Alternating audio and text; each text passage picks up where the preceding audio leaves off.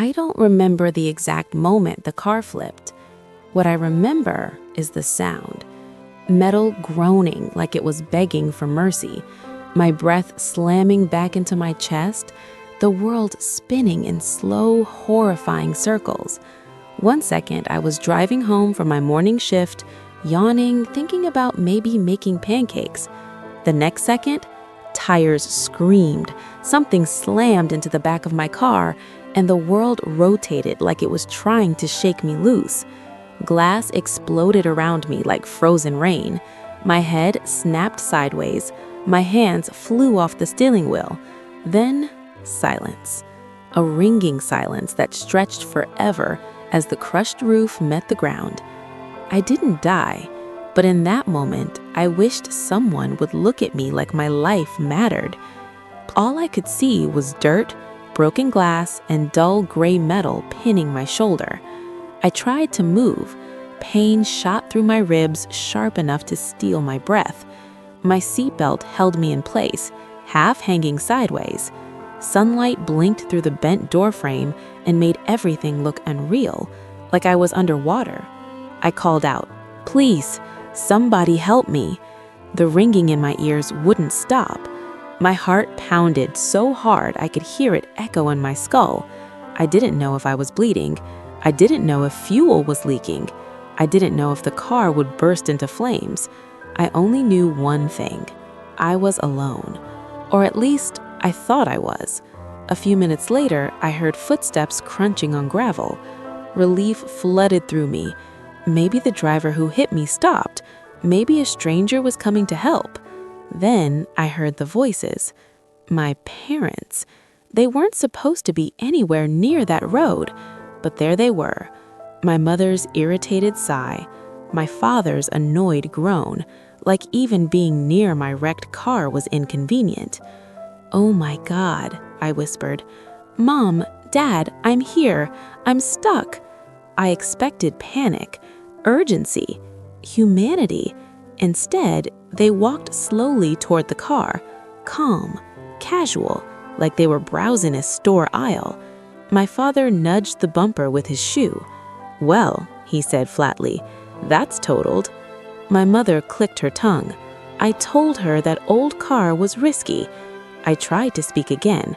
"I'm trapped. My arm. Please help me." He didn't kneel. He didn't try to open the door. He didn't even look directly at me.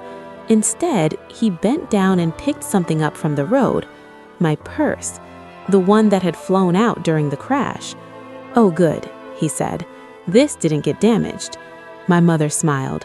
"Perfect. We were just talking about taking your sister out today. Maybe she can finally get that dress she wanted." My heart stopped. "What?" My mother crouched, not to check if I was alive, but to brush dirt off the purse. "Well," she said cheerfully, "at least something good came from your little accident. Your sister deserves a treat after all the stress you cause." My breath shook. "I'm hurt. Please call someone. I can't move." Dad looked at me like I was overreacting. "Emma, stop being dramatic. People survive car flips all the time. You're fine." "I'm not fine," I gasped. "My ribs. Please, help me." He straightened up, pocketed my keys. "We'll come back once things calm down. No need to get involved." My mother nodded. "Let the professionals handle it. Besides, Jade has been waiting all morning." Jade, my younger sister, the golden child. She couldn't hold a job, but she always held my parents' attention. If they didn't take her shopping every weekend, she threw tantrums, and somehow that was always my fault. My father began walking away, my purse swinging casually from his hand.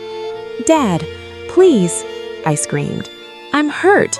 Don't leave me here." He didn't turn around. My mother glanced back only long enough to roll her eyes. "Stop yelling, Emma. You'll embarrass us." Embarrass them. Not die. Not bleed. Just embarrass them. I watched them disappear over the hill, dust kicking up behind them. I could still hear my mother's voice drifting away. "At least her sister gets something nice today." something inside me broke, not loudly, quietly. Hope, that tiny belief that someday they might care. Pinned under twisted metal, unable to breathe without pain, I finally understood something. I wasn't their daughter. I was their scapegoat, their inconvenience, their afterthought. By the time paramedics arrived, I was barely conscious. They asked if anyone had been there with me, if someone had tried to help. I couldn't answer, not because of pain, because I didn't know how to explain that my own parents had stepped over me like debris. As they lifted me out of the car, all I could think was one thing. They left me. They took my purse, and they left me. That moment planted something inside me. Not hatred, not rage, a decision. The day I got back on my feet, I wouldn't just leave their house. I would take something from them they valued more than my life: control. The next morning, I woke up in the hospital. The first thing I noticed wasn't the pain. It was the empty chair beside my bed. No mother, no father, no sister, just a beeping monitor and a plastic cup of water. The nurse told me I had 2 fractured ribs, a sprained shoulder, and a concussion. She said, "You're lucky." Lucky. It didn't feel like luck. When she asked if my family had visited, I hesitated. She said they stopped by for 5 minutes. They asked if you could sign a release form for the insurance, and then they left. Later, my phone buzzed. A message from my mother. "We'll pick you up when you're discharged. Have the paperwork ready." Another message. "The car situation is a mess. Send us your insurance login." Not one word asking if I was okay. Then Jade texted, "Hurry up. Mom and Dad are stressed. You always cause problems." I stared at the screen. Something inside me turned cold and still. Justice. 2 days later, my Aunt Rose arrived, the only person in the family who ever cared. When she saw my injuries, her face turned white. "They left you under a flipped car?" she whispered. I nodded.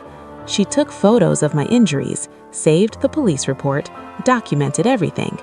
Meanwhile, my parents kept texting, "Hurry up and sign the forms. Jade's shopping trip was ruined." They had no idea. Every message, every demand, every selfish word was becoming evidence. On discharge day, they arrived late.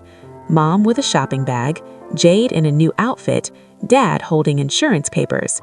"Sign this," he said. "Before I sign anything," I said quietly, "tell me what happened at the crash." Dad stiffened. "We checked on you." Aunt Rose spoke calmly. "Is that the story you're going with?" Jade shrugged. "At least we saved her purse." Silence filled the room. Aunt Rose held up the photos. "You left your injured daughter to go shopping." Mom's face turned pale. Dad snapped. "We were overwhelmed, and she wasn't bleeding that much." There it was, the truth. The nurse stepped into the doorway. "Emma has already chosen who she's leaving with," she said. My parents stared. They had lost control. Mom reached toward me. "Emma, come home." I shook my head. "I needed you under that car," I said quietly, "but you chose shopping." Then I stood up, took my bag, and walked out. Later, the insurance investigator called. I told him the truth, calmly, factually. My parents lost access to my insurance. They lost their financial support. They lost the scapegoat they relied on. And without me, their entire household collapsed. 6 months later, my mother called again. "He's suffering," she cried. "You have to forgive your brother." I stood in my quiet kitchen, holding a cup of coffee, and felt nothing. I deleted the message, blocked the number. Then I walked into the nursery. My baby girl smiled as I lifted her from the crib.